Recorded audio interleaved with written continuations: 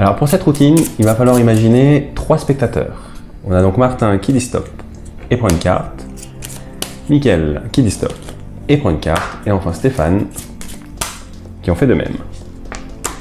Et pour l'occasion, les cartes ne vont plus représenter des simples cartes à jouer, mais plutôt des informations. On a donc 3 nouvelles informations intégrées au système. Celle de Martin, on va plutôt faire comme ça, celle de Mickaël, et enfin celle de Stéphane.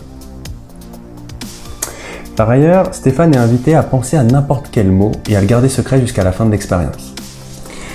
Les informations sont ensuite perdues dans ce qu'on pourrait appeler un océan d'informations, donc qu'on pourrait appeler communément un big data.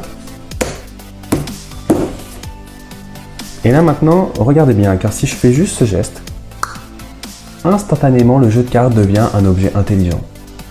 C'est-à-dire que les cartes se connectent à mon cerveau. Je peux donc retrouver n'importe quelle carte uniquement par la force de la pensée. Par exemple, 7 de cœur, S-E-P-T-D-E, C-O-E-U-R-A. Bon, évidemment, ça peut pas marcher, mais vous avez compris l'idée. Ça peut pas marcher parce que le jeu n'a pas encore été connecté. Et ça va être la tâche de Martin, qui va devoir épeler une information personnelle. Donc ça peut être son numéro de carte bleue ou son prénom. Donc Martin prend les cartes et épelle son prénom, une carte par lettre. M-A-R-T-I-E-N, il retrouve sa carte. Donc maintenant que le jeu a été mis sur on, les cartes sont confiées à Mickaël, face cachée, qui va épeler sa carte silencieusement et secrètement.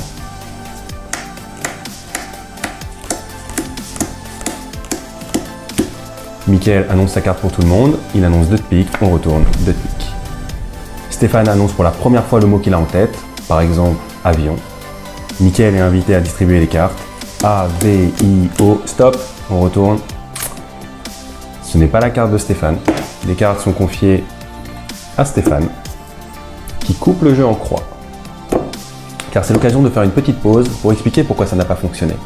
Et c'est très simple, le jeu de cartes est devenu un objet intelligent, par conséquent il a un système de protection de l'information. Le jeu de cartes reconnaît la main de celui qui le tient, et chaque spectateur ne peut retrouver que sa propre information. Donc Mickaël ne pouvait pas retrouver la carte de Stéphane. Seul Stéphane le peut. Stéphane est invité à distribuer le mot avion à partir de l'endroit de sa coupe. A-V-I-O-E-N. Et voilà pour une routine numérique avec un jeu emprunté.